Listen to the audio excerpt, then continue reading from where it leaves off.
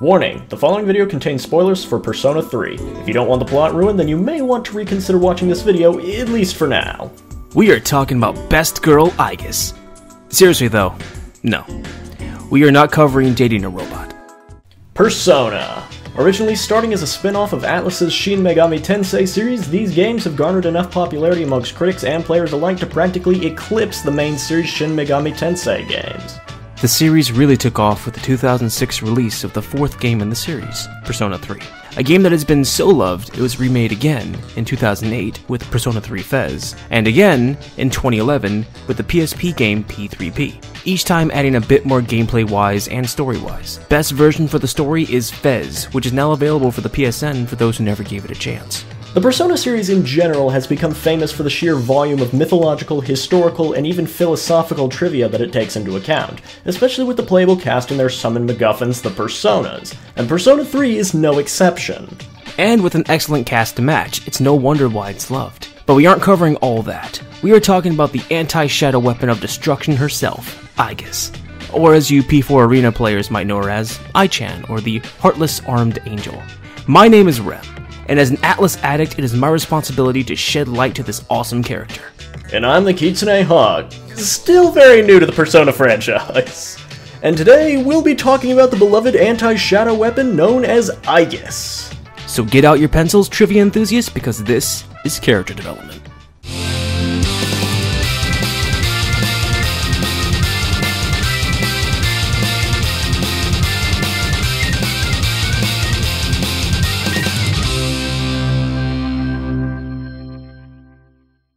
A good deal of Aigis' inspiration can be found from her name alone. To be specific, her name is derived from Aigis, a mythological item from Greek mythology with two main interpretations.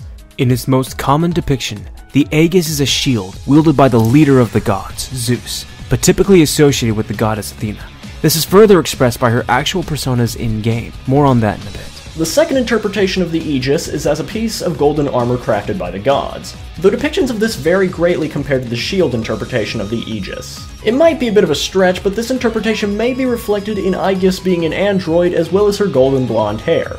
Either way, the Aigis is seen as a symbol of godly protection. Her personality reflects this since she wants to protect the main character, even while he sleeps.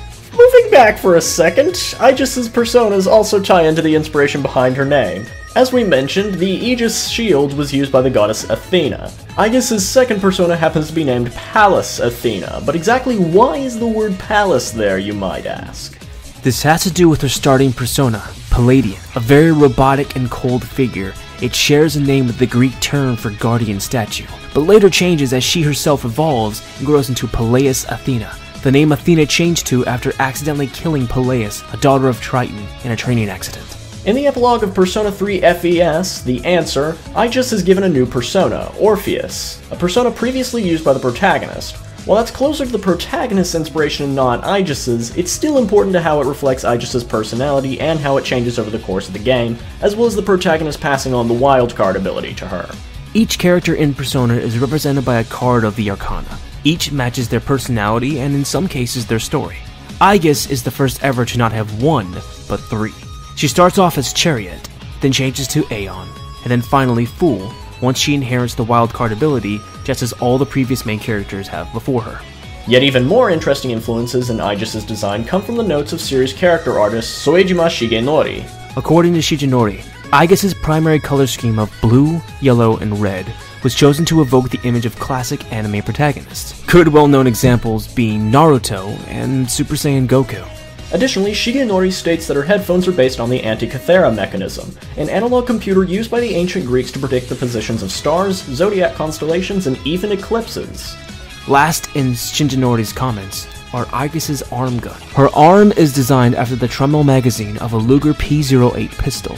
The Luger P08 was famously used by Germany during both World Wars, leading to a popular media to portray it as a villain's gun of choice. This is interesting because despite Aigis having a kind and caring heart, she was originally meant to follow the orders of the Kyoto group without question. Aigis has become a popular character with Persona fans, and she definitely keeps up with the series' famed and varied inspirations, given her ties to Greek mythology and technology, as well as all sorts of trivia that evolves just as she does as a character. As my fellow Persona fans know, she has so much that could be said about her, but I want to give credit where credit is due.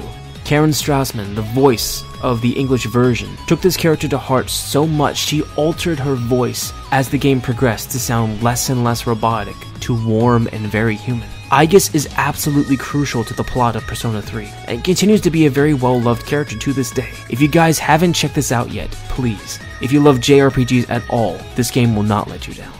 This has been Character Development. Thanks for sticking around. Special thanks to Jay Snooks and Xavier Green for requesting Aigis.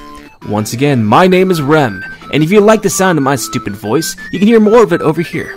I got things from readings to me screaming like a bitch. Check it out. You can also follow me on Twitter at IZRem27. Thanks to Kitsune for having me on, and take care.